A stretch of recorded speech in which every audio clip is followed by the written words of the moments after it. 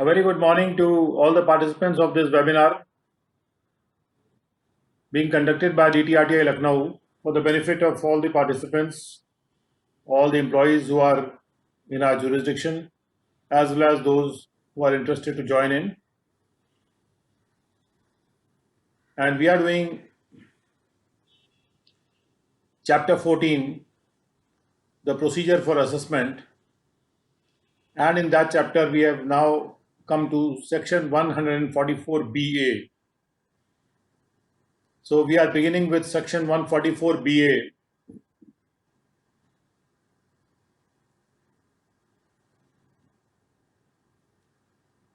(144BA) is reference to principal commissioner or commissioner in certain cases.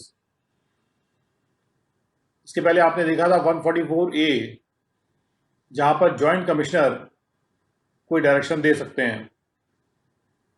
तो उस section को एक बार रिवाइज कर लेते हैं कि जॉइंट कमिश्नर के पास जो पावर है 144A में डायरेक्शन इशू करने का चंद मामलों में, वो क्या है.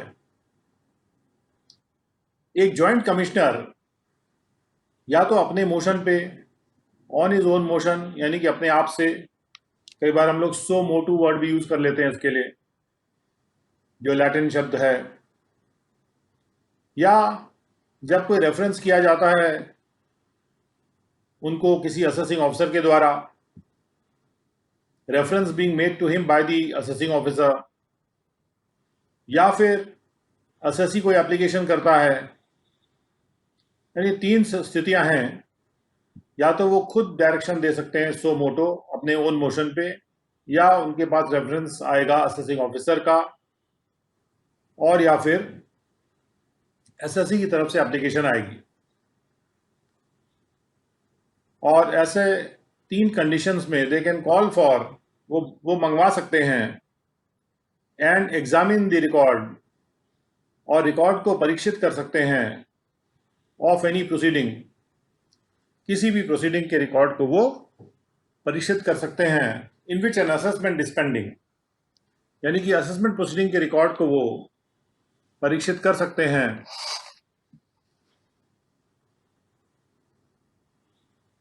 एंड इफ ही कंसिडर्स, और अगर वो ऐसा सोचते हैं, that having regard to the nature of the case, कि मामले के नेचर को, उसके जो स्वभाव को देखते हुए, मामले को देखते हुए, और द अमाउंट इन्वॉल्व, या कितनी राशि उसमें शामिल है उसको देखते हुए, और फॉर एनी अदर रीजन, या किसी और भी कारण से, इट इज नेसेसरी और एक्सपीडियंट सो टू डू, ये जरूरी है करना, यानी डायरेक्शन देना जहां उनको लगता है जरूरी है, या एक्सपीडियंट है. एक्सपीडियंट है मतलब उसको करने से एक्सपीडाइट होगा मैटर, वो सही कंक्लूजन पर और जल्दी से जल्दी जाएगा, एफिशिएंटली और इफेक्टिवली जाएगा.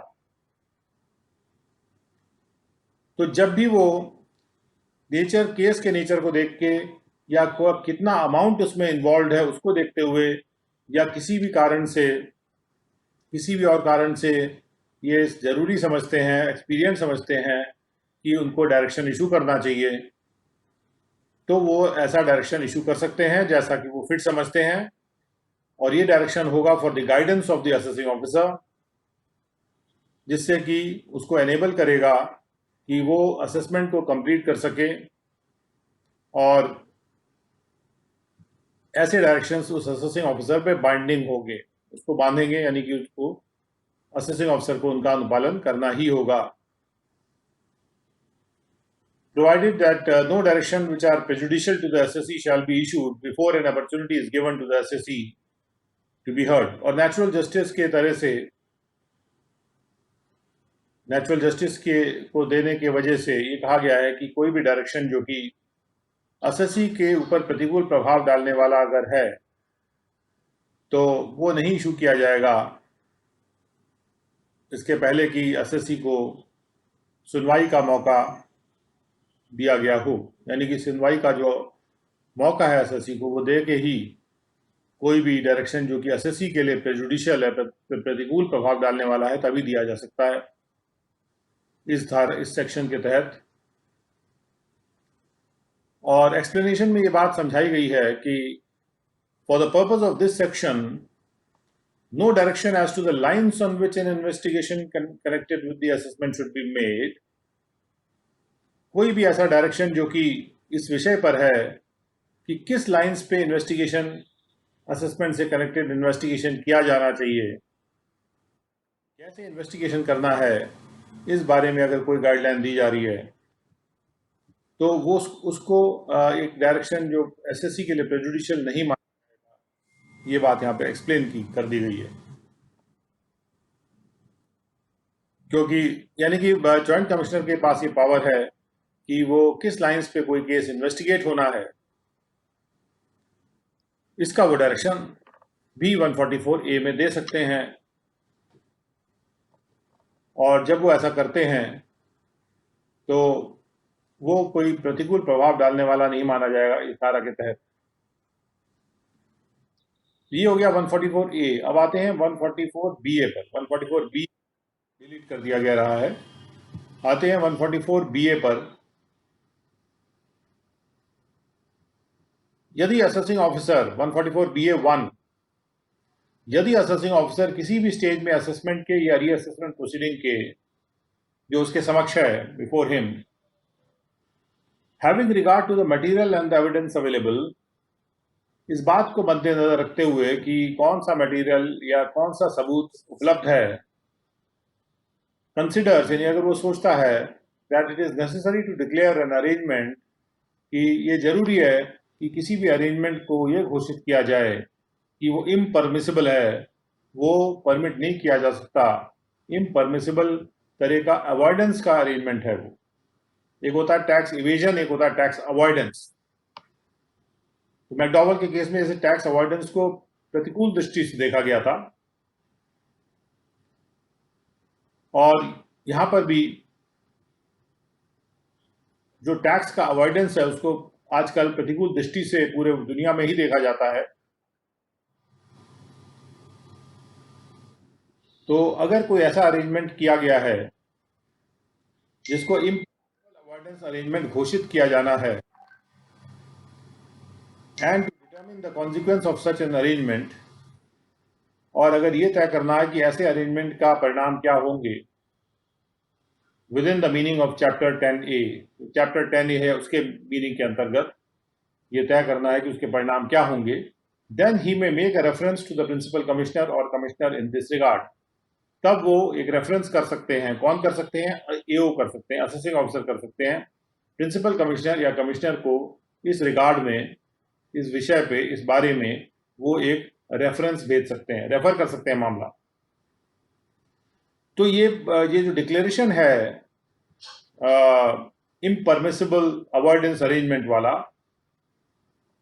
ये जो डिक्लेरेशन है और उसके परिणामतः जो अरेंजमेंट, उसके परिणाम क्या होगा, ये तय करना, ये चैप्टर 10A से उद्धृत हो रहा है। तो हम जाते हैं चैप्टर 10A में और देख के आते हैं कि चैप्टर 10A में क्या कहा जा रहा है इस विषय पर।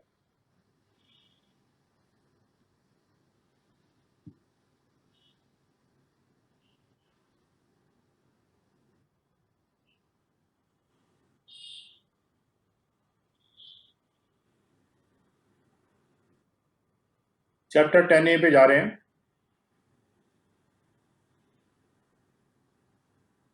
इसको जनरल एंटी अवॉइडेंस रूल, इसको गार नाम से ये मशहूर है, और गार के टॉपिक पे बहुत से स्पेशलाइज्ड लेक्चर्स वगैरह भी होते रहते हैं। ये सेक्शन 95 से लेके और सेक्शन 102 तक ये कहलाते हैं जनरल एंटी अवॉइडेंस रूल, जो कि गार नाम से मशहूर है, GAAR। देखते हैं कि सेक्शन 95 में क्या कहा जा रहा है। तो सेक्शन 95 में ये कहा जा रहा है कि not with standing anything contained in the act. अब एक्ट में कोई भी चीज लिखी हो उसको ओवरराइड करते हुए, उसको पार करते हुए ये कहा जा रहा है कि कोई भी अगर अरेंजमेंट किया जाता है, an arrangement which is entered into by an assessee, जो असेसी एंटर करता है, एक प्रवेश करता है एक अरेंजमेंट में, एक इंतजाम करता है, may be declared to be an impermissible avoidance arrangement, उसको घोषित किया जा सकता है कि वो एक इम्परमिसिबल अवॉइडेंस का अरेंजमेंट है। And the consequences in relation to the tax arising therefrom may be determined, और जो कॉन्सिक्वेंसेज विषय में जो अराइज करेंगे उसमें से वो तय किए जा सकते हैं इस चैप्टर के प्रावधानों के अधीन। यानी जो कॉन्सिक्वेंसेज है, एक बार डिक्लेयर कर दिया आपने किसी भी अरेंजमेंट को इम्परमिसिबल अवॉइडेंस अरेंजमेंट, तो उसके जो परिणाम है वो इस चैप्टर के प्रावधानों के तहत तय किए जा सकते हैं। परिणाम कौन से? कि कितना टैक्स फिर अराइज होगा। और 95(2) में कहा जा रहा है कि this chapter shall apply in respect of any assessment year beginning on or after the first day of April 2018। यानी ये जो रूल आया है ये असेसमेंट ईयर 18-19 से आया है, जहां लिखा है कि assessment year beginning from this date, that means 18-19 assessment year से ये वैलिड है। जब भी आपको एक्ट में या कहीं तय करना हो कि ये कौन से डेट से वैलिड है, उस असेसमेंट ईयर से वैलिड है या प्रीवियस ईयर से वैलिड है, आपको उस एक्ट के सेक्शन के प्रावधान से देखना होता है। इसमें कोई जनरल रूल नहीं है। जैसे आप देखेंगे ध्यान से, वहां आपको समझ में आ जाएगा ये किस तरह से एप्लीकेबल हो रहा है। और एक्सप्लेनेशन में कहा गया कि for the removal of doubts, संदेहों को हटाने के लिए, इट इज हियरबाय डिक्लेयर्ड, ये डिक्लेयर किया जा रहा है, यहां ये डिक्लेयर किया जा रहा है that the provisions of this chapter may be applied to any step in or a part of the arrangement as they are applicable to the arrangement. कि जो यहां पे जो प्रोविजंस हैं इस चैप्टर के, वो किसी भी स्टेप पर वैसे ही अप्लाई होंगे या उसके किसी पार्ट पे वैसे ही अप्लाई होंगे जैसे वो पूरे अरेंजमेंट पे अप्लाई होते हैं। यानी जो भी इसमें जो इस चैप्टर के प्रावधान हैं वो उस पूरे अरेंजमेंट पे भी अप्लाई हो सकते हैं और उसके एक पर्टिकुलर पार्ट पे या स्टेप पे भी अप्लाई हो सकते हैं। May be apply to any step in or a part of the arrangement, जैसे वो पूरे अरेंजमेंट पे अप्लाई होते हैं।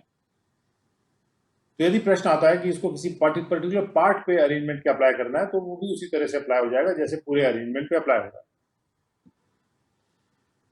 आते हैं सेक्शन 96 पे। सेक्शन 96, और हम पढ़ रहे हैं general anti avoidance rule. Section 96 ये कहता है कि एन इम्परमिसिबल अवॉइडेंस अरेंजमेंट का मतलब क्या है, उसको डिफाइन कर रहा है। एक इम्परमिसिबल अवॉइडेंस अरेंजमेंट का मतलब है एक ऐसा अरेंजमेंट जिसका जो मुख्य प्रयोजन है, the main purpose of which is to obtain a tax benefit. Tax benefit लेना, टैक्स का फायदा लेना उसका मेन पर्पज है। And it creates rights or obligations which are not ordinarily created between persons dealing at arm's length। और ये arrangement इस तरह के अधिकार और इस तरह के दायित्व पैदा करता है जो कि ऑर्डिनरीली जब आर्म्स लेंथ पे डीलिंग होती है, एक बाजू दूर से जब डीलिंग होती है, जब आप किसी को नेक्सस के द्वारा नहीं जानते हैं, जब किसी को आप एक न्यूट्रल वे में जानते हैं, जब आपकी डीलिंग उससे आर्म्स लेंथ पे होती है, जहां डीलिंग आपकी मिली भगत में नहीं होती।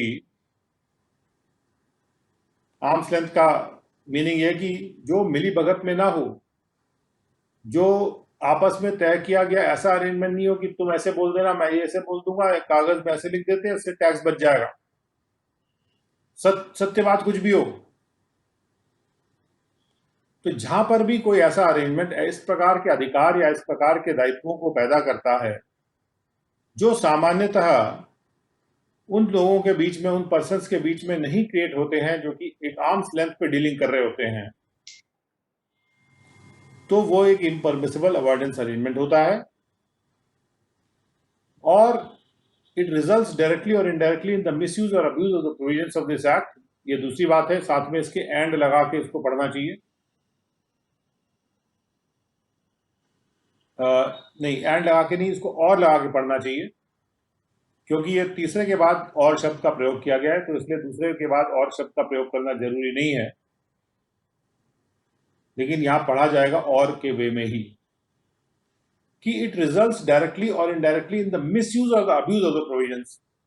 प्रोविजंस का या तो मिसयूज हो रहा है या प्रोविजंस का एक्ट के प्रावधानों का अब्यूज हो रहा है, और ये रिजल्ट है इसका, उस इम्परमिसिबल अवॉइडेंस अरेंजमेंट का रिजल्ट ये है कि प्रावधानों का गलत इस्तेमाल होता है या प्रावधानों का दुष्इस्तेमाल होता है। मिसयूज और अब्यूज में फर्क यह है कि मिसयूज का मतलब है कि किसी चीज को, अब्यूज में थोड़ा सा कंटेम्प्ट का भी अर्थ होता है, या आप उसको रिस्पेक्ट नहीं करते हैं किसी चीज को और ज्यादा कंटेम्पचुअसली उसको अब्यूज कर रहे हैं। मिसयूज यानी कोई गलत इस्तेमाल आपने फायदे कर लिया आपने। और सी में कहा जा रहा है कि it lacks commercial substance or is deemed to lack commercial substance under section 97। उसमें वाणिज्यिक सब्सटेंस नहीं होता। अगर दो लोग कोई डील कर रहे हैं और अरेंजमेंट ऐसा है जिसमें कोई बिजनेस का कोई मतलब तो सिद्ध नहीं हो रहा, केवल टैक्स का फायदा लेने का मतलब सिद्ध हो रहा है, तो कमर्शियल सब्सटेंस वो लॉ लैक करता है, वाणिज्यिक उसमें जो ठोसपन है वो लैक करता है, और is deemed to lack commercial substance under section 97। या डीमिंग प्रोविजन भी है यहाँ 97 में एक्सप्लेन किया जाएगा कि कैसे ये मान लिया जाएगा किन कंडीशंस में कि वो कमर्शियल सब्सटेंस को लैक कर रहा है। और ये जो कमर्शियल सब्सटेंस की कमी है, यानी उसमें वाणिज्यिक चीज नहीं है। कमर्शियल चीज वो होती है जहां प्रॉफिट के लिए कोई काम कर रहे हैं, जहां केवल टैक्स बचाने के लिए कोई अरेंजमेंट कर रखा है, प्रॉफिट से मतलब नहीं है, तो वहां हम कहते हैं कि ये कमर्शियल सब्सटेंस नहीं है इसमें, इन होल और इन पार्ट, या तो पूर्णतया नहीं है या पार्ट में नहीं है, और या फिर वो एंटर किया गया है या कैरी आउट किया गया है by means or in a manner which are not ordinarily employed for bona fide purposes. जो इम्परमिसिबल अवॉइडेंस अरेंजमेंट है वो इस प्रकार से एंटर किया जा रहा है या इस प्रकार से कैरी आउट किया जा रहा है, तरीकों से या इस तरीके से, उन माध्यमों से या उन तरीकों से ये कैरी आउट किया जा रहा है, चलाया जा रहा है, जो सामान्यतः बोनाफाइड पर्पस के लिए नहीं एम्प्लॉय होते हैं तरीके, और जो यानी कि जो मैलाफाइड पर्पस के लिए इस्तेमाल होते हैं। जो चीज बोनाफाइड नहीं है वो मैलाफाइड है, यानी गलत इंटेंशन से कोई काम हो रहा है। सामान्यतः इस इम्परमिसिबल अवॉइडेंस अरेंजमेंट को, इसको IAA भी बोल सकते हैं, इसको एंटर किया जा रहा है या कैरी आउट किया जा रहा है ऐसे मीन्स के द्वारा या ऐसे मैनर में जो ऑर्डिनरली बोनाफाइड पर्पस के लिए एम्प्लॉय नहीं होता। और 96(2) में कहा जा रहा है, an arrangement shall be presumed unless it is proved to the contrary by the assessee to have been entered into or carried out for the main purpose of obtaining a tax benefit, if the main purpose of a step-in or a part of the arrangement is to obtain a tax benefit, notwithstanding the fact that the main purpose of the whole arrangement is not to obtain tax benefit. मान लीजिए कि पूरा का पूरा arrangement इसके लिए नहीं है कि टैक्स बेनिफिट उससे लेना है केवल, और एक पार्ट है उस अरेंजमेंट का जो इस तरह से बना हुआ है कि वो केवल टैक्स बेनिफिट को लेने के लिए बना हुआ है। जो पूरा का पूरा अरेंजमेंट है उसमें तो कमर्शियल सब्सटेंस है। अगर हम कमर्शियल सब्सटेंस की बात करते हैं, पूरा पूरा अरेंजमेंट जो है उसमें तो मान लीजिए कमर्शियल सब्सटेंस है, लेकिन उसका एक पार्ट ऐसा है या एक स्टेप ऐसा है या कुछ स्टेप्स या कुछ पार्ट ऐसे हैं जिनका मेन पर्पस, जिनका मुख्य उद्देश्य या मुख्य प्रयोजन है टैक्स बेनिफिट को ऑब्टेन करना। तो जहां पर भी अगर एक पार्ट का भी प्रयोजन टैक्स बेनिफिट को ऑब्टेन करना है, मेन पर्पस है 50% से ज्यादा, तो जो अरेंजमेंट है उसको ये मान लिया जाएगा कि वो अरेंजमेंट टैक्स बेनिफिट को ऑब्टेन करने के लिए किया गया है। उस पूरे अरेंजमेंट को मान लिया जाएगा कि वो टैक्स बेनिफिट को ऑब्टेन करने के लिए किया गया है। ये प्रिजम्पशन क्लॉज है यहाँ पे। Unless prove to the contrary, यानी उसका ऑपोजिट, उसका विपरीत प्रूव करने की जिम्मेदारी किसकी है? वो है असेसी की। असेसी प्रूव करे, क्योंकि उसके पास फैक्ट्स होंगे, उसके पास एविडेंसेस होंगे साबित करने के लिए। अब हम कहां से लेके आएंगे एविडेंस? हमें तो सर्च करना पड़ेगा। सर्च में हमेशा हर चीज मिलती नहीं है। तो जहां पर भी ये, हमें केवल इतना ही साबित करना है कि अरेंजमेंट का एक पार्ट या एक स्टेप जो है कम से कम, वो मुख्यतः टैक्स बेनिफिट को लेने के लिए किया गया। और एक बार इतना साबित कर देते हैं तो उससे पूरे अरेंजमेंट पे प्रिजम्पशन हमको मिल जाएगा एज एन एओ कि ये पूरा अरेंजमेंट जो है ये किया ही इसीलिए गया है कि मुख्यतः इसका पर्पस टैक्स बेनिफिट को लेना है, और इसीलिए ये एक टैक्स अवॉइडेंस का अरेंजमेंट है। और जो टैक्स अवॉइडेंस के अरेंजमेंट है वो इम्परमिसिबल है एनीवेयर इन द वर्ल्ड और विद इन आवर कंट्री। हम टैक्स अवॉइडेंस अलाउ नहीं करते। टैक्स अवॉइडेंस को हम विपरीत निगाह से देखते हैं, प्रतिकूल निगाह से देखते हैं। अब हम टैक्स अवॉइडेंस को इस देश में टॉलरेट नहीं करते। इस बातों को मद्देनजर रख के ये चीज बनाई गई है। अभी जहां पर कमिश्नर का अप्रूवल लेना जरूरी है या कमिश्नर को रेफरेंस भेजना जरूरी है, जिसको हम पढ़ रहे थे, उस पर अभी आते हैं। लेकिन मुख्यतः कमिश्नर को इसलिए दिया जाएगा कोई चीज कि भी किसी चीज पे अगर एओ के लेवल पे दिमाग लगता है तो हो सकता है एओ इतना डिटेल में दिमाग ना लगा पाए कि अवॉइडेंस को समझ ना पाए, और इसलिए थोड़े से ज्यादा जिम्मेदार लेवल पे इस काम को दिया गया, जिससे कि डिपार्टमेंट पे या हमारे एओज पे ये इल्जाम नहीं हो जाए कि भाई वो बिना सोचे समझे कोई काम कर रहे हैं। तो थोड़ा सीनियर लेवल पे माइंड का एप्लीकेशन ये माना जाता है कि एक्सपीरियंस व्यक्ति है तो माइंड का अप्लाई करेगा तो, और प्रॉपरली रीजनिंग देगा, मटेरियल को मद्देनजर रखेगा, जो भी सूटेबल मटेरियल है उसके हिसाब से वो ऑर्डर करेगा। ये थोड़ा सा उसमें एक माना जाता है, तो इसलिए थोड़ा हायर लेवल पे इसका रेफरेंस करने को कहा गया। अब देखते हैं कि ये इम्परमिसिबल अवॉइडेंस आएगा 97 में, deemed to lack commercial substance. ये 97 में बताया गया है। Let's go to 97। Arrangement to lack commercial substance. कौन सा अरेंजमेंट ऐसा है जो वाणिज्यिक सब्सटेंस को की कमी है, जिसमें वाणिज्यिक ठोसता की कमी है, वाणिज्यिक मटेरियल की कमी है, जिसका वाणिज्यिक नेचर की कमी है। वाणिज्यिक मतलब जो प्रॉफिट बनाने के उद्देश्य से किया गया हो। अब सेक्शन 97(1) ये कहता है, और हम लोग पढ़ रहे हैं जनरल एंटी अवॉइडेंस रूल, इसको गार नाम से मशहूर किया गया। हम लोग प्रावधानों को पढ़ रहे हैं क्योंकि ये 144 बीए से रिलेटेड है, तो इसलिए हम समझ तो लें कि क्या है इन प्रावधानों में। An arrangement shall be deemed to lack commercial substance. कोई भी अरेंजमेंट जो कि इसमें कमर्शियल सब्सटेंस नहीं है। जैसे आपने देखा कि 96 में क्या था, मैं एक अलग पेज पे उसको खोलता हूं।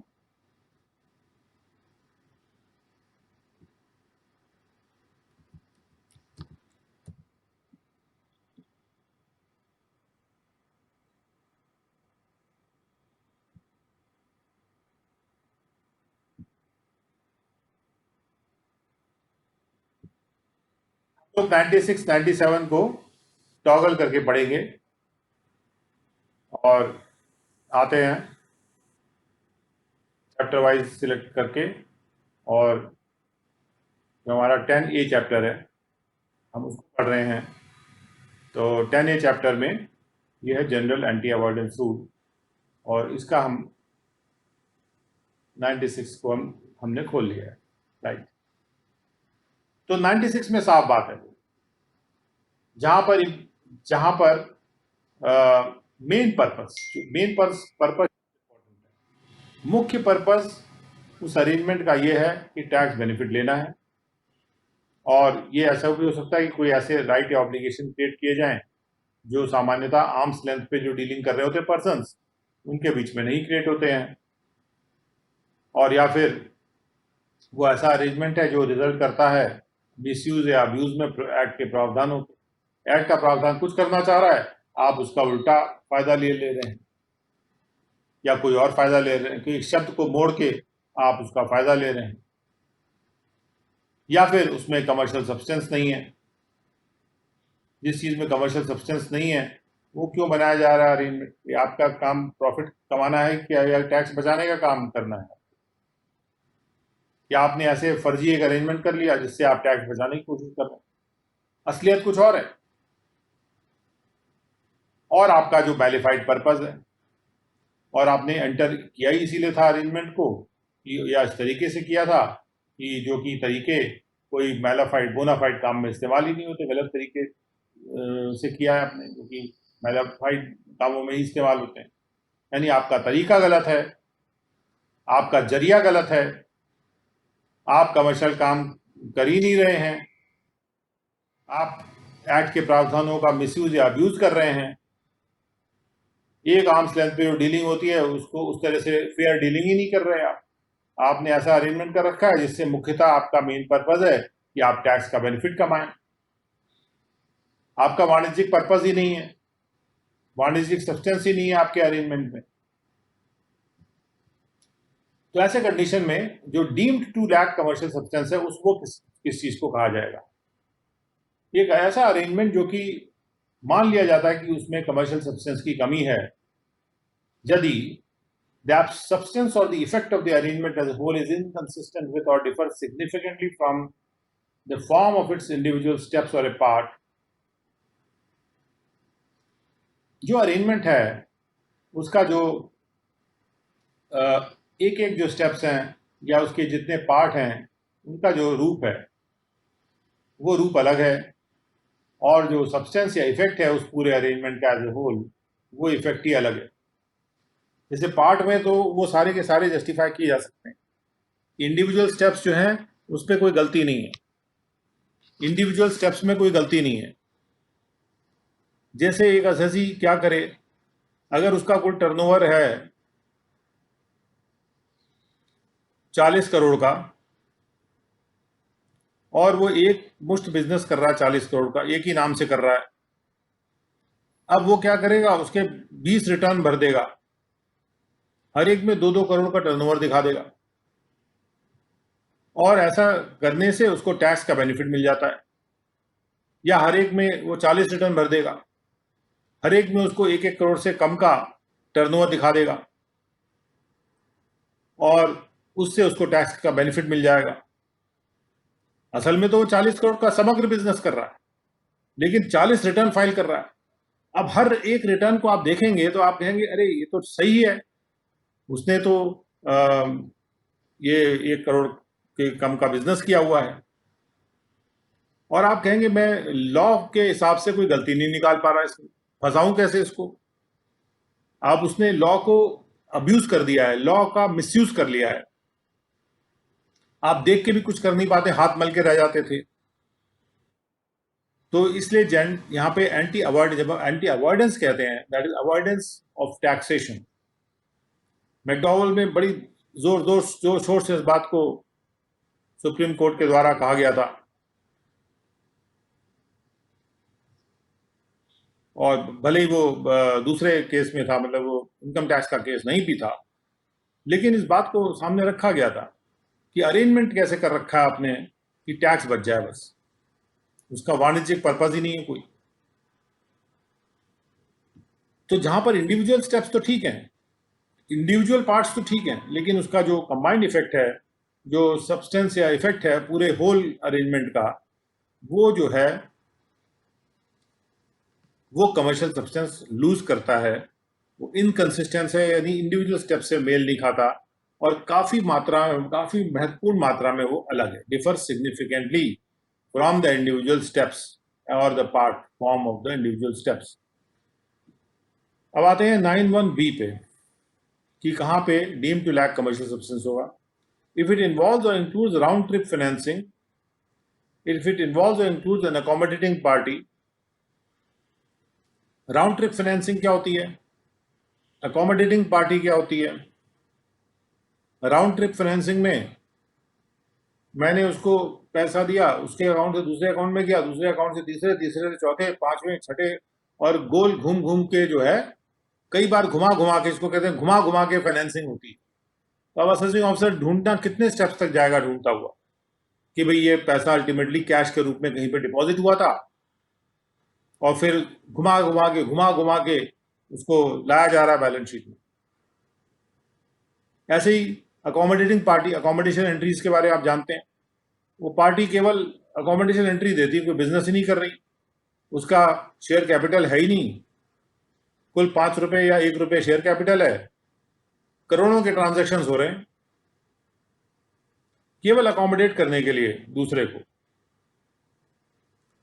Elements that have effect of offsetting और कैंसिलिंग ईच अदर, ऐसे एलिमेंट्स जो कि एक दूसरे के असर को ऑफसेट कर दे या एक दूसरे के असर को कैंसिल कर दे।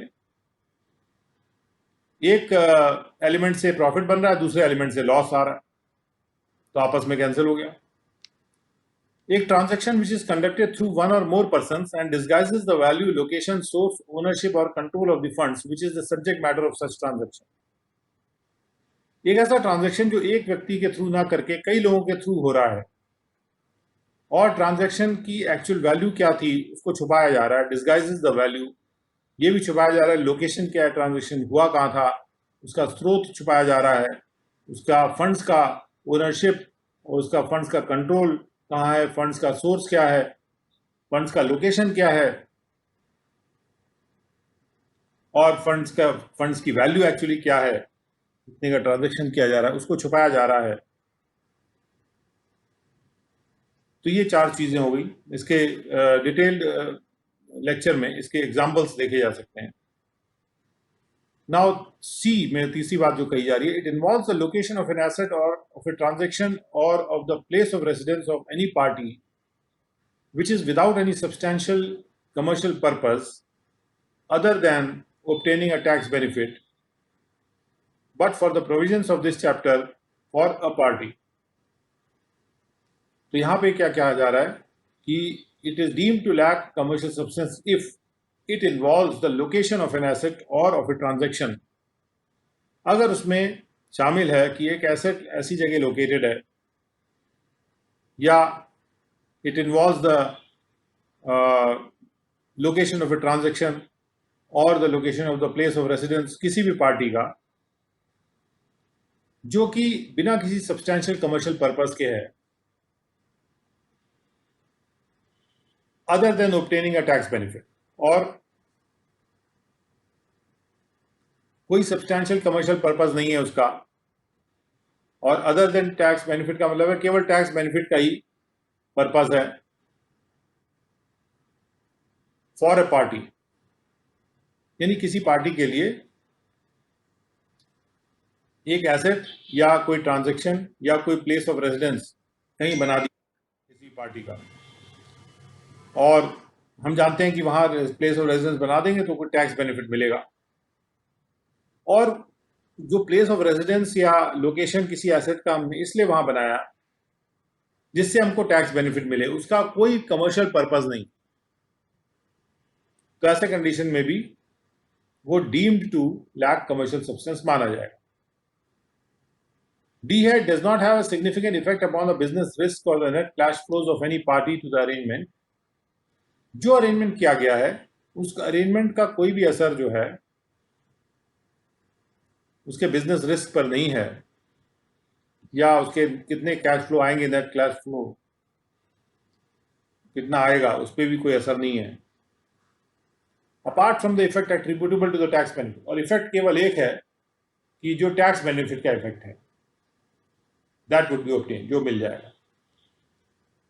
तो सी में आ रहा है कि कोई सब्सटैंशियल कमर्शियल पर्पस नहीं है, इसका मतलब छोटा मोटा कमर्शियल पर्पस हो सकता है, लेकिन सब्सटैंशियल कमर्शियल पर्पस नहीं है कि क्यों कोई पार्टी का रेजिडेंस एक जगह पे है, क्यों कोई ट्रांजैक्शन उस जगह में हो रहा है, क्यों कोई एसेट जो है उस जगह में लोकेटेड है, उस जगह में उस एसेट को लोकेट करने का या उस ट्रांजैक्शन को उस जगह में करने का या उसके किसी प्लेस ऑफ रेजिडेंस को उस जगह में होने का कोई भी बड़ा कमर्शियल पर्पज नहीं, 50% से ज़्यादा सब्सटैंशियल अगर हम लाते हैं तो कोई बड़ा वाणिज्यिक पर्पज नहीं है,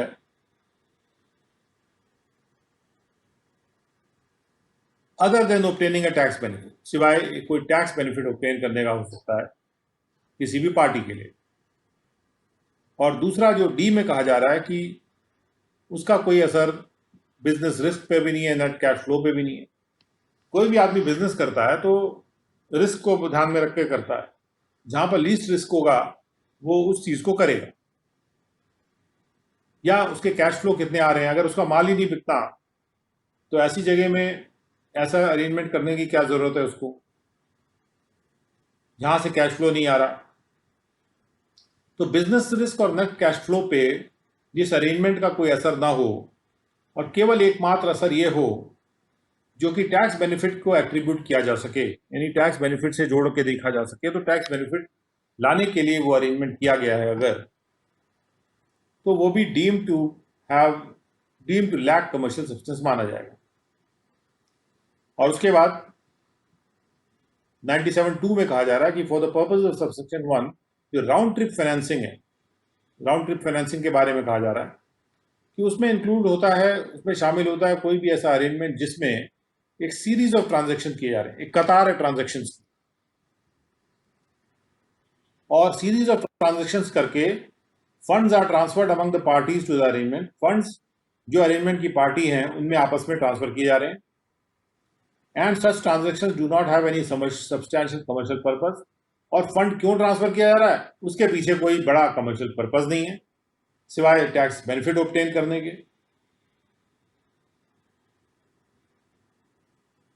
but for the provisions of this chapter, तो चूंकि सिवाय इस चैप्टर के प्रोविजन के टैक्स बेनिफिट, यानी इस चैप्टर में तो टैक्स बेनिफिट नहीं मिल रहा ना, इस चैप्टर से तो टैक्स बेनिफिट नहीं मिलेगा उसको, इसलिए but for the provisions of this chapter, यानी कि इस चैप्टर के प्रोविजंस को अलग रखते हुए, without having any regard to जो ये ट्रांजेक्शन किए जा रहे हैं, सीरीज ऑफ ट्रांजेक्शंस, इसमें ये बिल्कुल नहीं सोचा जा रहा, without having any regard to, ये बिल्कुल नहीं सोचा जा रहा कि whether or not the funds involve in the round trip financing can be traced to any funds. मतलब ये एओ को नहीं सोचना है कि जो फंड्स इन्वॉल्व थे राउंड ट्रिप फाइनेंसिंग में, क्या वो ट्रेस किए जा सकते हैं किसी ऐसे फंड्स को जो ट्रांसफर किए गए थे या रिसीव किए गए थे किसी पार्टी के द्वारा किसी अरेंजमेंट के कनेक्शन में। बहुत ही इंपॉर्टेंट बात है, हमको सोर्स ढूंढना ही नहीं है। जो फंड्स इन्वॉल्व थे वो उस पार्टी ने वो कैसे रिसीव किए, किसी पार्टी ने जो अरेंजमेंट की पार्टी थी, क्या उसको ट्रेस किए जा सकते हैं कोई फंड जो उसने रिसीव किए थे और वो ट्रांसफर किए गए उसको, without having any regard to that. Now we are doing section 97(2). Section 97(2) में कहा जा रहा है कि सबसेक्शन 1 के पर्पज से राउंड ट्रिप फाइनेंसिंग क्या होती है। राउंड ट्रिप फाइनेंसिंग में शामिल है सीरीज ऑफ ट्रांजैक्शंस। इन सीरीज ऑफ ट्रांजैक्शंस के द्वारा क्या किया जा रहा है, A, funds are transferred among the parties to the arrangement. जो भी अरेंजमेंट की पार्टीज हैं, जिन पार्टियों ने अरेंजमेंट कर रखा है, उनके बीच में फंड्स ट्रांसफर होता है, उनके मध्य में उनके अमंग ट्रांसफर होता है। And such transactions do not have any substantial commercial purpose. और जब फंड्स ट्रांसफर होता है, इस ट्रांसफर ऑफ फंड्स का कोई भी सब्सटैंशियल कमर्शियल पर्पस नहीं होता। भाई कमर्शियल पर्पस क्या होता है, अगर आप प्रॉफिट कमाने के लिए मार्केट में बैठे हैं तो या तो किसी से पैसा लेंगे या पैसा देंगे उसको, या कोई लोन लेंगे। अब ये क्या है कि एक पार्टी से दूसरे पार्टी, दूसरे से तीसरे, तीसरे चौथे, आप फंड घुमाए जा रहे, घुमाए जा रहे, घुमाए जा रहे। इसका सब्सटैंशियल कमर्शियल पर्पस कुछ भी नहीं है सिवाय टैक्स बेनिफिट ऑब्टेन करने के। But for the provisions of this chapter, सिवाय इस चैप्टर के प्रोविजन के, अगर ये चैप्टर ना होता तो उनको टैक्स बेनिफिट मिल जाता, इसलिए लिखा है but for the provisions of this chapter. और जब भी ट्रांजैक्शंस होते हैं तो without having any regard to, यानी कि हम ये डिफाइन कर रहे हैं कि what is round trip financing for the purpose of subsection 1, तो हमें इस बात पे ध्यान नहीं देना है, without having any regard to, यानी इस बात पे हमको ध्यान नहीं देना है एज असेसिंग ऑफिसर्स कि whether or not the funds involved in the round trip financing can be traced to any fund transferred to or received by any party in connection with the arrangement. इस बात को साबित करना जरूरी नहीं है, इस बात पे ध्यान देना भी जरूरी नहीं है कि जो फंड्स इन्वॉल्व थे राउंड ट्रिप फाइनेंसिंग में, क्या वो फंड जो थे वो अरेंजमेंट की कोई पार्टी के द्वारा, any party in connection with the arrangement, वो उस पार्टी ने उसको रिसीव किए थे या उसको ट्रांसफ़र किए गए थे, उसको कैसे ट्रांसफ़र किए गए थे, कैसे रिसीव हुए थे, ये साबित नहीं करना है, ना ही इस पे ध्यान देना है।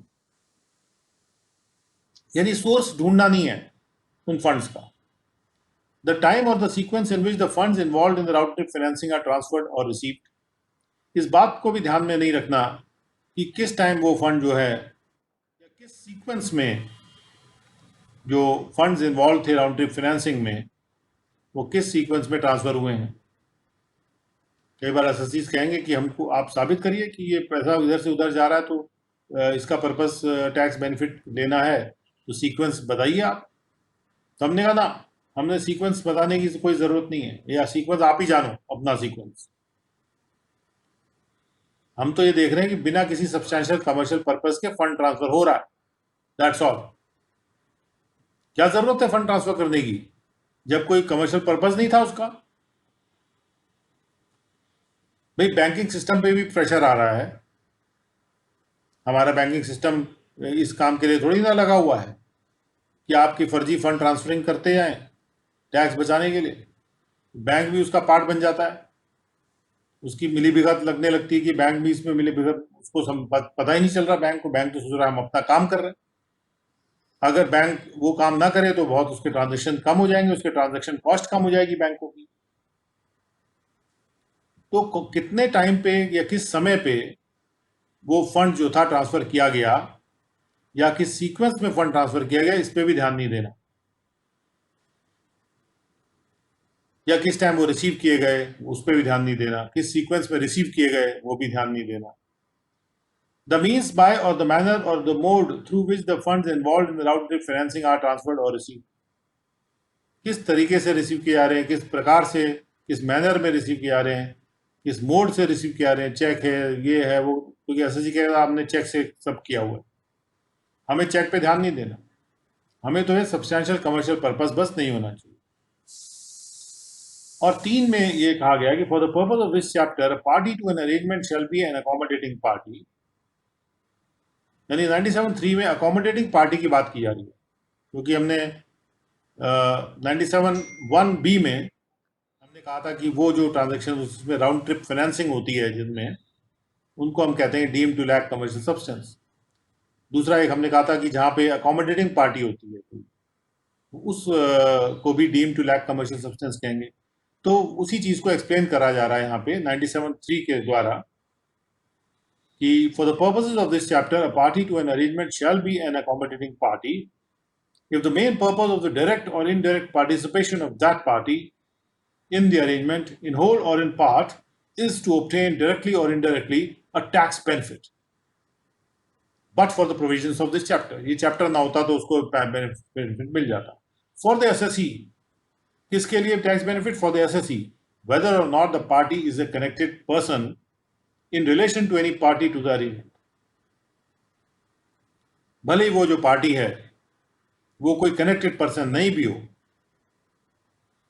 उस पार्टी के रिलेशन में जो अरेंजमेंट में है। तो कहने का मतलब अकोमोडेटिंग पार्टी के लिए ये जरूरी नहीं है कि वो अरेंजमेंट की पार्टियों में भी हो। जो पार्टीज ने अरेंजमेंट कर रखा है उनको जरूरी नहीं है कि उनमें वो अकोमोडेटिंग पार्टी भी उस अरेंजमेंट में शामिल हो।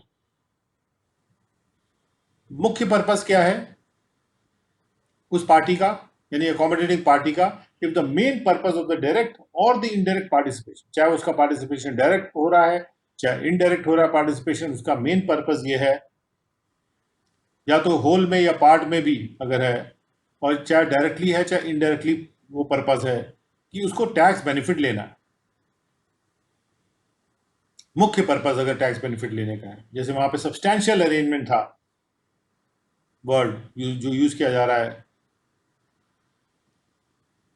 Substantial commercial purpose word use किया गया था। यहां पर जो अकोमोडेटिंग पार्टी के सिलसिले में मुख्य पर्पज जो उसका है,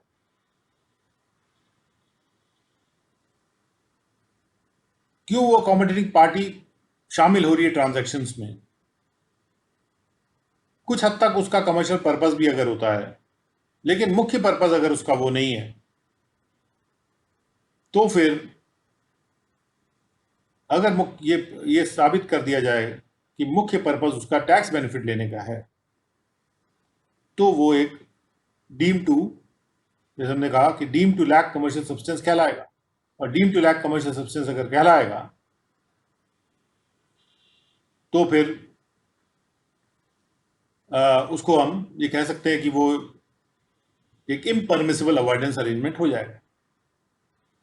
अब 4 में क्या कहा जा रहा है? For the removal of doubts it is hereby clarified that following may be relevant but shall not be sufficient for determining whether an arrangement lacks commercial substance or not. निम्नलिखित बातें रेलेवेंट तो होंगी, सुसंगत तो होंगी, लेकिन ये पर्याप्त नहीं होंगी। पर्याप्तता तो तब तय होगी जब फैक्ट्स और मटेरियल को सामने रखा जाएगा। शैल not be sufficient for determining, ये तय करने के लिए कि यदि किसी अरेंजमेंट में कमर्शियल सब्सटेंस की कमी है कि नहीं है, ये तय करने के लिए निम्नलिखित बातें भी रेलेवेंट होंगी। कौन कौन सी बातें रेलेवेंट होंगी? एक तो पीरियड और time for which the arrangement exist, किस पीरियड के लिए और कितने टाइम के लिए वो अरेंजमेंट एग्जिस्ट कर रहा है, किस पीरियड के लिए और कितने समय के लिए वो अरेंजमेंट एग्जिस्ट कर रहा है। दूसरा, जो टैक्सेस पे किए गए हैं डायरेक्टली या इनडायरेक्टली उस अरेंजमेंट में, और the fact that an exit root including the transfer of any activity और बिजनेस और operation is provided by the arrangement, यानी उस अरेंजमेंट में एक एग्जिट रूट भी दिया गया हो, अगर कि एक होता है entry route, exit route. Accommodation party अंदर आई, फिर उसको एक एग्जिट रूट भी दे दिया। आई केवल टैक्स बेनिफिट मिला, बाहर चला गया, आई टैक्स बेनिफिट मिला, बाहर चला गया। The fact that an exit root is provided by the arrangement, और एग्जिट रूट में क्या क्या शामिल हो सकता है? The transfer of any activity, या ट्रांसफर ऑफ एनी बिजनेस, या ट्रांसफर ऑफ एनी ऑपरेशंस। जैसे एक लॉस मेकिंग कंपनी को अक्वायर कर लिया और अपने प्रॉफिट्स के साथ उसका लॉस को एडजस्ट कर दिया, उसके बाद उसको वापस ट्रांसफर बैक कर दिया। ये तो बड़ा अच्छा है। जब भी आपके पास टैक्सेबल प्रॉफिट हो, एक लॉस मेकिंग कंपनी को अक्वायर करिए, उसको वापस ट्रांसफर कर दिए, आपका टैक्स बच गया। तो ये जो बातें हैं सुसंगत हैं, ये तय करने के लिए कि कोई अरेंजमेंट ऐसा है जो कि वाणिज्यिक सब्सटेंस को लैक कर रहा है। पर्याप्तता नहीं है, पर्याप्तता तो मटेरियल से तय होगी कि क्या मटेरियल है। Now let's go to from 97 we are going to 98 कि कॉन्सिक्वेंसेस क्या होंगे, क्योंकि 144 बीए में हमने कॉन्सिक्वेंसेस की बात की। परिणाम क्या होंगे अगर कोई इम्परमिसिबल अवॉइडेंस अरेंजमेंट है? 98(1) में कहा जा रहा है, if an arrangement is declared to be an impermissible avoidance arrangement, then the consequences in relation to tax of the arrangement, including the denial of the tax benefit or a benefit under a tax treaty, shall be determined in such a manner as is deemed appropriate in the circumstances of the case, including by way of but not limited to the following, namely। तो ये सब consequences हो सकते हैं ए से लेके जी तक, लेकिन इतने ही लिमिटेड नहीं होंगे, इससे अलावा भी हो सकते हैं। Including by way of but not limited to का मतलब है ये सारे कॉन्सिक्वेंसेस शामिल हैं, लेकिन इनके अलावा भी हो सकते हैं। और ये जो पहली 3 लाइनें हैं, इसका मतलब ये है कि अगर किसी अरेंजमेंट को ये घोषित कर दिया जाता है कि वो एक इम्परमिसिबल, जिसको परमिट नहीं किया जा सकता है, ऐसा अवॉइडेंस का अरेंजमेंट है, यानी टैक्स अवॉइडेंस का अरेंजमेंट है, तब जो परिणाम है टैक्स के रिलेशन में उस अरेंजमेंट के जो परिणाम हैं टैक्स के रिलेशन में, और जिसमें कि शामिल होगा टैक्स बेनिफिट को डिनाई करना, या कोई टैक्स ट्रीटी में कोई बेनिफिट मिल रहा है उसको डिनाई करना,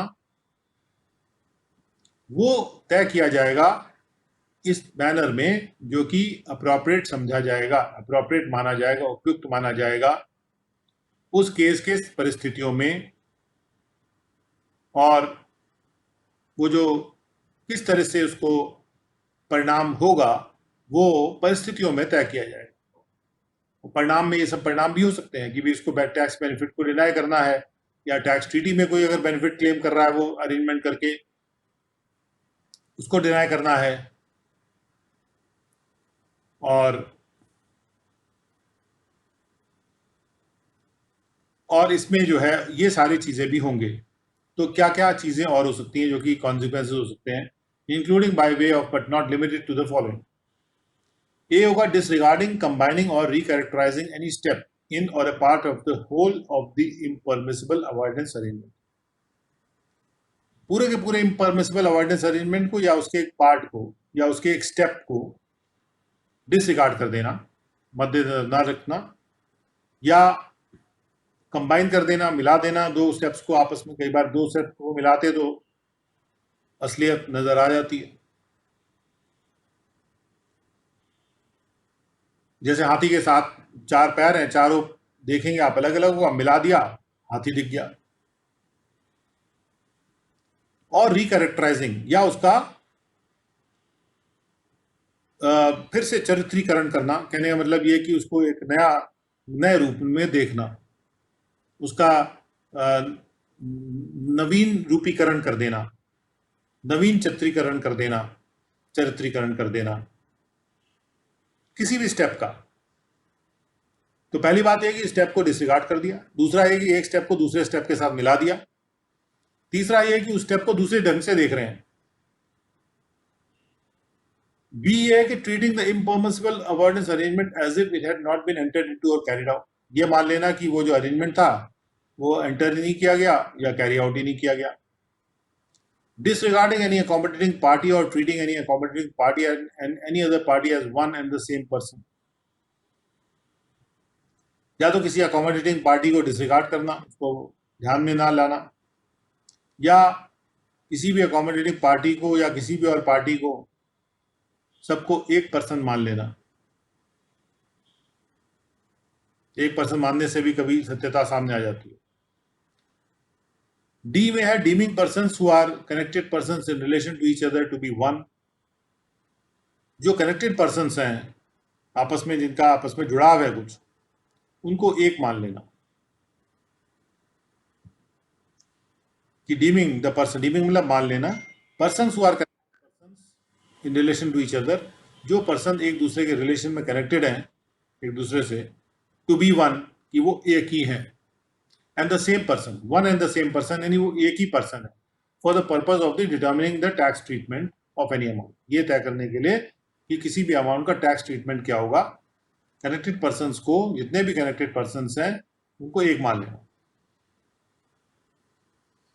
उसके बाद reallocating among the parties any accrual or receipt of a capital nature or revenue nature. जिस तरह से वो कोई रिसीट जा रही थी किसी के पास, उसको फिर से एलोकेट करके किसी दूसरे के हाथ में दिखा देना, रीएलोकेट कर देना। कोई भी रिसीट या कोई अक्रूवल जो कैपिटल या रेवेन्यू नेचर का हो, उसको दिखा देना कि ये इनके हाथ में नहीं है, उनके हाथ में।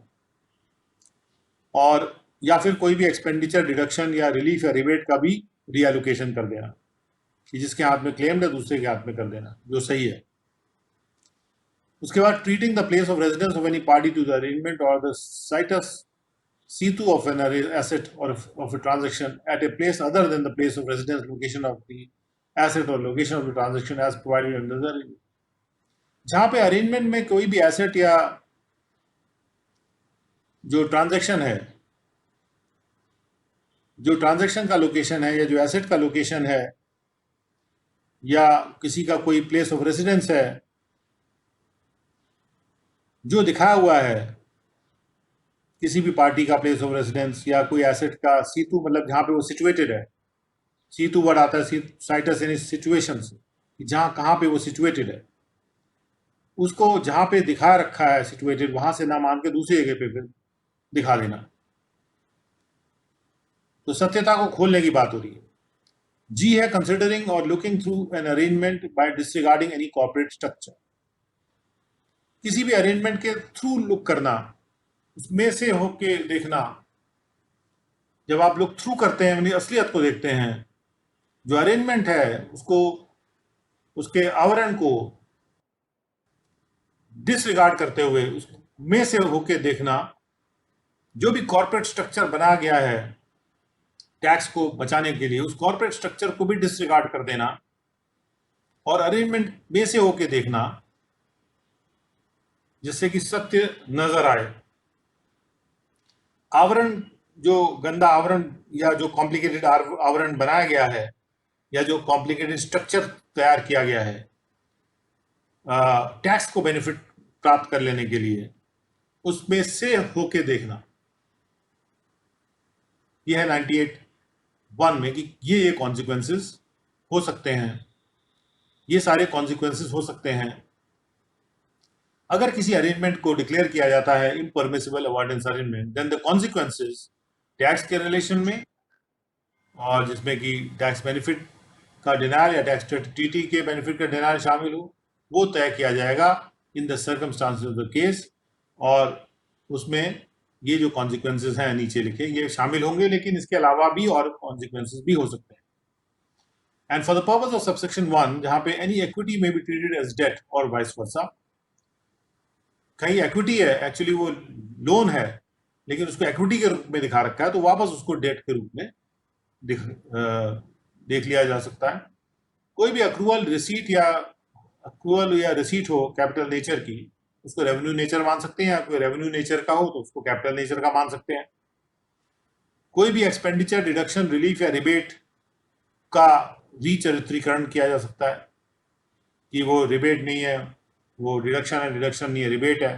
कोई एक्सपेंडिचर नहीं है, वो एक्चुअली कुछ और है, तो उसका वो दूसरा नाम जो भी उसका असलियत है, वो असलियत के रूप में उसको रिकैरेक्टराइज किया जा सकता है।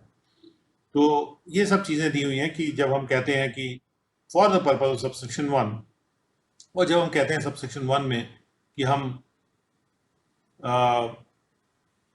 क्या क्या कैसे किस चीज़ को क्या मान सकते हैं, तो उसमें इक्विटी को डेट मान सकते हैं, कैपिटल नेचर की अप्रूवल या रिसीट को रेवेन्यू नेचर का मान सकते हैं, रेवेन्यू नेचर को कैपिटल नेचर का मान सकते हैं।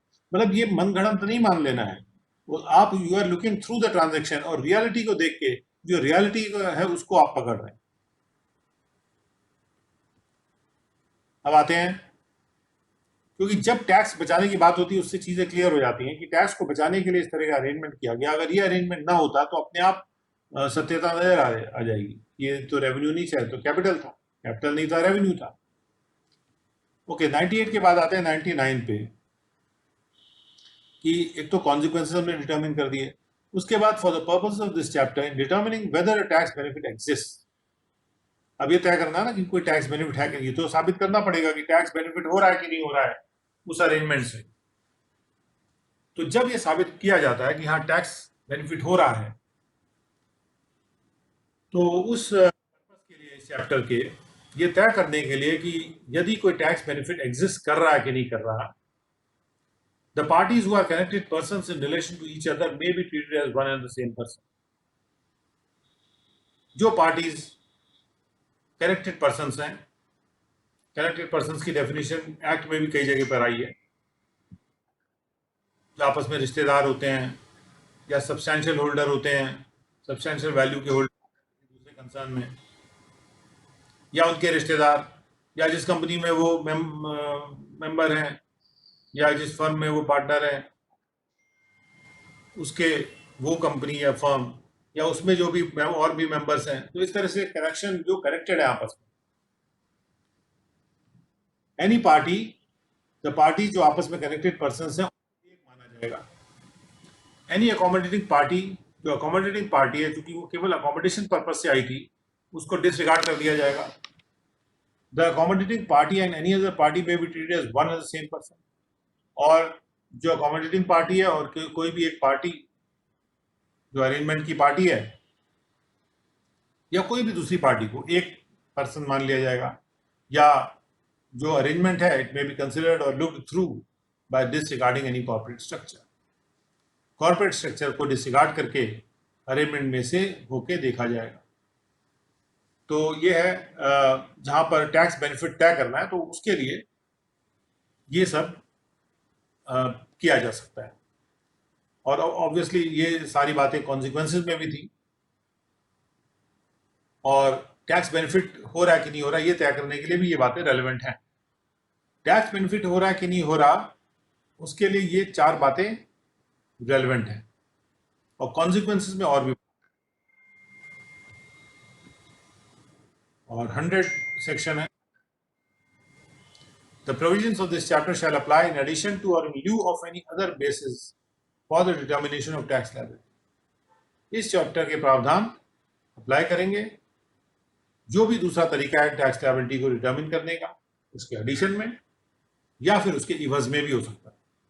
तो जब हम कहते हैं उसके इवज में, यानी कि जब जो दूसरा तरीका है डिटरमिन करने का टैक्स लायबिलिटी, उसको नजरअंदाज करेंगे और इस चैप्टर के प्रावधान वहां पे रेलिवेंट हो जाएंगे।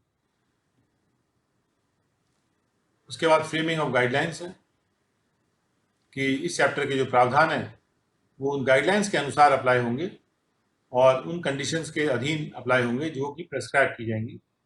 और इसके संबंध में ये रूल्स बनाए गए 10U, 10UA, 10UB, 10UC।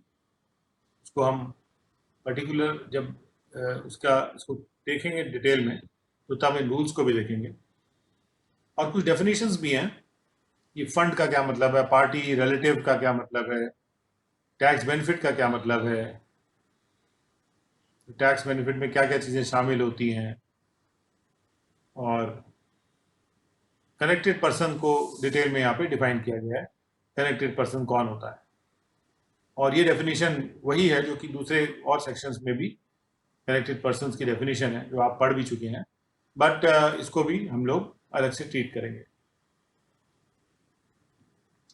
हमारा ये सब जानने का मेन मुख्य उद्देश्य क्या था, उस पर आ जाते हैं। मुख्य उद्देश्य ये है कि हम पढ़ रहे हैं प्रोसीजर फॉर असेसमेंट। और प्रोसीजर फॉर असेसमेंट में जब कोई रेफरेंस आता है, जब भी हम कुछ पढ़ रहे होते हैं, कुछ रेफरेंस आता है, तो वहां जाके हम उसको समझते हैं। तो यहाँ पर थोड़ा सा हमने ज़्यादा ट्रैक अपना चेंज किया, लेकिन आई थिंक कि आपको उन प्रावधानों में क्या लिखा है वो समझ में आया होगा। अब आते हैं कि रेफरेंस जब प्रिंसिपल कमिश्नर को किया जाता है तो उसमें क्या करना होता है। If the assessing officer at any stage of the assessment or reassessment proceedings before him, having regard to the material and evidence available, considers that it is necessary to declare an arrangement as an impermissible avoidance arrangement and to determine the consequences of such an arrangement, जब एओ को किसी arrangement को घोषित करना जरूरी समझता है एओ कि वो उसको इम्परमिसिबल अवॉइडेंस अरेंजमेंट घोषित करना जरूरी है और ये तय करना जरूरी है कि उसके कॉन्सिक्वेंस क्या होंगे ऐसे अरेंजमेंट के चैप्टर 10A के विदिन, तो वो चाहे तो उस रेफरेंस कर सकता है। तो जब हम कहते हैं ही मे मेक अ रेफरेंस का मतलब ये नहीं है कि वो बिना रेफरेंस किए भी डिसाइड कर सकता है, ये मतलब नहीं है। Be very clear about the English that is being used. जब हम कहते हैं ही मे मेक अ रेफरेंस, उसका मतलब यह है कि when he considers then he may make a reference, if he doesn't consider then he may not make a reference. तो यानी जब वो कंसिडर करेगा कि ऐसा करना है तो उसको करना ही पड़ेगा। बस ये है कि रेफरेंस करना जो है उसके कंसिडरेशन पे डिपेंड कर रहा है, इसलिए यहां मे शब्द का इस्तेमाल किया गया। जैसे ही वो इस नतीजे पे पहुंचता है कि ही इज कंसिडरिंग, ये जरूरी है, ही कंसिडर्स इट नेसेसरी, जब भी जरूरी कंसिडर करता है, जरूरी मानता है, जब तक वो जरूरी नहीं मानेगा तब तक रेफरेंस करने की जरूरत नहीं है। लेकिन जैसे ही ये जरूरी मानेगा कि किसी भी अरेंजमेंट को इम्परमिसिबल अवॉइडेंस अरेंजमेंट घोषित करना है और उसके परिणामों को तय करना है, तो उसके पास और कोई चारा नहीं है। He has to make an reference to the principal commissioner or the commissioner in that regard. 2 में कहा गया the PCIT or the CIT shall on the receipt of reference, जब उनके पास रेफरेंस आएगा, if he is of the opinion that the provisions of chapter 10A are required to be invoked, अगर वो PCIT CIT इस मत के हैं, ये बिलीफ नहीं है, इस मत के हैं कि चैप्टर 10A के प्रावधानों का आह्वान करना आवश्यक है, are required to be invoked, then he may issue a notice to the SSC, वो SSC को नोटिस इशू कर देंगे, if he is of the opinion, he shall issue, है ना, यहाँ पे शैल है कि अगर वो ये इस ओपिनियन के हैं कि इसके प्रावधान को इन्वोक करना आवश्यक है, तो he shall issue a notice to the SSC। तो पहला सेटिस्फैक्शन उनका ये है PCIT या CIT का कि I am of the opinion, तो उनको रिकॉर्ड करना पड़ेगा कि कौन से रीजंस की वजह से वो इस ओपिनियन पे पहुंचे हैं कि चैप्टर 10A के प्रावधानों को इन्वोक करना आवश्यक है, and then once he is of the opinion, then he shall issue the notice to the SSC setting out the reasons। अब उनके लिए जरूरी कर दिया गया कि अगर प्रिंसिपल कमिश्नर इस निष्कर्ष पे पहुंच जाते हैं, निष्कर्ष पे नहीं, इस ओपिनियन पे पहुंच जाते हैं रेफरेंस के आधार पे कि चैप्टर 10A के प्रावधानों को इन्वोक करना आवश्यक है, then he shall issue a notice to the SSC, क्योंकि ये इंटरेस्ट है रेवेन्यू का, यहाँ पर प्रोटेक्ट करना जरूरी है, इसलिए शैल वर्ड का प्रयोग किया जा रहा है। सेटिंग आउट द रीजंस, उन रीजंस को सेट आउट करते हुए, एंड द बेसिस, उस आधार को सेट आउट करते हुए एज ए ओपिनियन का। ये जो रीजंस और आधार है ये SSC को बताना है। फॉर सबमिटिंग ऑब्जेक्शंस, उन ऑब्जेक्शंस को सबमिट करने के लिए कौन ऑब्जेक्शन सबमिट करेगा? SSC को मौका दिया जा रहा है, if any, and provide an opportunity, और उसको एक मौका देते हुए हियरिंग का, within such period not exceeding 60 days as may be specified in the notice। और ये जो जवाब है उसको 60 दिन के अंतर्गत देना है। मैक्सिमम टाइम जो उसको दिया जा सकता है वो 60 डेज का दिया जा सकता है, यानी पहले आप जैसे 15 दिन का टाइम दे दीजिए, फिर SSC और टाइम मांगता है तो और दे दीजिए, टोटल टाइम 60 डेज। 60 डेज का बियॉन्ड टाइम नहीं दे सकते। अगर SSC फर्निश नहीं करता कोई भी objection to the notice within the time specified notice, जो भी टाइम स्पेसिफाइड है नोटिस में जो इशू किया गया था सबसेक्शन 2 के अंतर्गत, तो जो PCIT या CIT हैं वो वैसे डायरेक्शन इशू करेंगे जैसे वो सही समझते हैं, फिट समझते हैं, फिट मानते हैं उस डिक्लेरेशन के संबंध में कि उस अरेंजमेंट को इम्परमिसिबल अवॉइडेंस अरेंजमेंट डिक्लेयर करना है कि नहीं करना। डिक्लेयर करने के बारे में उनका सेटिस्फैक्शन नहीं था, पहले केवल ओपिनियन ये था कि चैप्टर 10A के प्रावधानों को इन्वोक करना चाहिए, दैट्स ऑल। उसके बाद जब अगर जवाब आता है और जवाब नहीं भी आता तो उनको इस बात पे माइंड अप्लाई करना है कि इसको इम्परमिसिबल अवॉइडेंस अरेंजमेंट घोषित करना है कि नहीं करना, और वो ऐसा कर देंगे, इस प्रकार से डायरेक्शन इशू कर देंगे। In case the SSC objects to the proposed action, अगर SSC को जो नोटिस मिला वो ऑब्जेक्शन फाइल करता है और जो प्रिंसिपल कमिश्नर या कमिश्नर है उसको सुनने के बाद after hearing the SSC in the matter satisfy नहीं होते हैं SSC के एक्सप्लेनेशन से, तो वो रेफरेंस करेंगे, he shall make a reference in the matter to the approving panel, वो अप्रूविंग पैनल को करेंगे।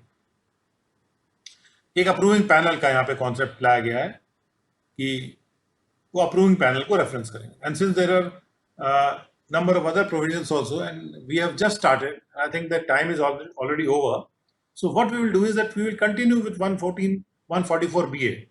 और आप ये मान के चलिए कि ये वो जो पहला हमारा सेशन था दैट वाज ऑन गार, हालांकि हमने गार को बिल्कुल अभी टच किया है, हम उसके एग्जांपल्स हमने कवर नहीं किए, केवल प्रोविजंस को कवर किया है। प्रोविजंस का मतलब क्या निकल रहा है उसको समझने की कोशिश की है, और समझने की इसलिए कोशिश की है क्योंकि वो 144BA के लिए रेलेवेंट था, देयरफॉर हमने उसको एज ए रेफरेंस समझा है। अभी उसको डिटेल में समझने के लिए number of sessions are required with examples, and that will be doing later on. So with those words we are ending this session,